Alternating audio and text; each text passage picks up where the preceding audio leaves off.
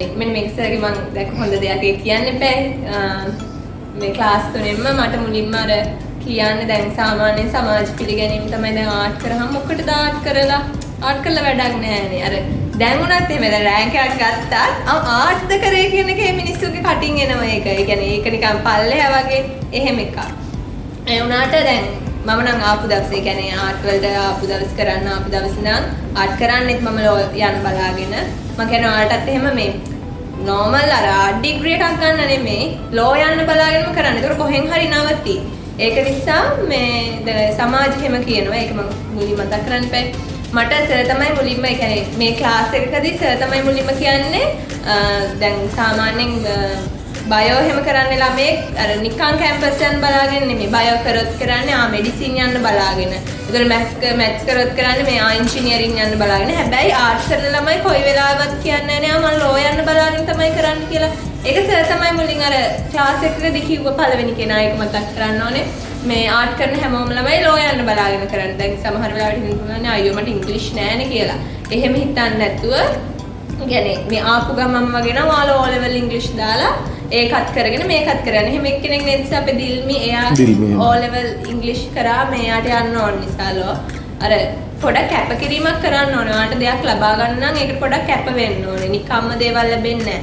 දැන් සාමාන්‍යයෙන් කෙනෙක් කියන්න පුළුවන් අයියෝ ඒකට වැඩිය මහන්සි වෙන්න ඕනේ නෑනේ. අපි ආර්ට් ඒ කියන්නේ මේ ආර්ට් එකේ ගැන මම කියන්නේ ඒකට වැඩිය මහන්සි වෙන්න ඕනේ නෑනේ එහෙම කියලා. දැන් රෑන්ක් එකක් දැම්ම ළමෙක් වුණත් ස්ටේජ් එකට නැගලා කියන්න පුළුවන් මම ඒකට මහ ලොකුවට වැඩ කරේ නෑ. ආයෙ දින්දා දෙන්න ටික දින්දා බලාගත්ත එහෙම කියලා. ඒ වුණාට මම නම් කියන්නේ එහෙම බෑ. මම ඒක දන්නවනේ.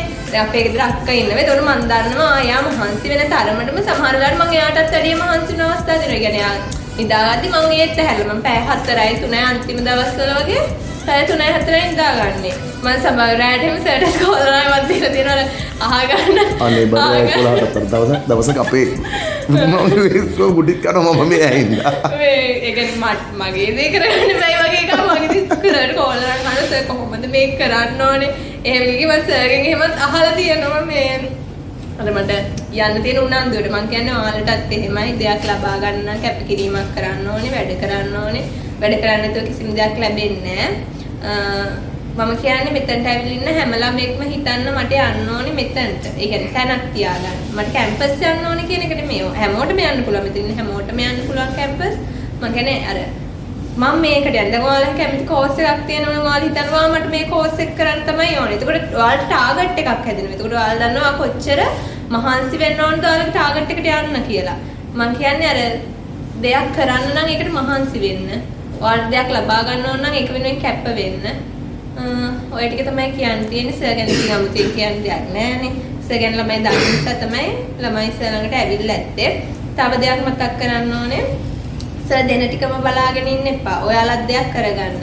ඒ කියන්නේ ඔයාලත් දැන් සර් කිව්වා වගේ දැන් ලංකා පේපර් එක එහෙම සර් දැන් නෝට් එක දුන්නාම ඔයාලා හිතන්න එපා විභාගෙට ගිහිල්ලා මේ නෝට් එක මෙතනින් ගහන්නේ. ලංකා පේපර් එකේ බෑ. මං එහෙම දැනගෙන ගිහිල්ලා එක්සෑම් එකට ලිව්වට පස්සේ අපිට දෙන්නේ ලංකා පේපර් එකේ එහෙම බෑ. සර් දැන් නෝට් එක එතනින් ගහන්න බෑ. ඒ කියන්නේ අපි හිතලා ලියන්න ඕනේ. මට නම් ඇත්තටම ලංකා පේපර් එකේ ගොඩාක් හිතලා ලියන්න තිබ්බේ. මම ඒක හිතලා ලිව්වේ. ඒ කියන්නේ සර් දේවල් කියනවා තනින් තන කියනවා. එතකොට හැම වෙලාවම අපි සර්ගේ අර අවධානයෙන් ඉන්න ඕනේ. කොයි වෙලාවත් අවධානය වෙනස් කරගන්න බෑ. ඒ කියන්නේ සර් කොහෙන් හරි ඒක කියලා ඇති. මේක කියලා තියෙනව නේද එහෙම කියලා.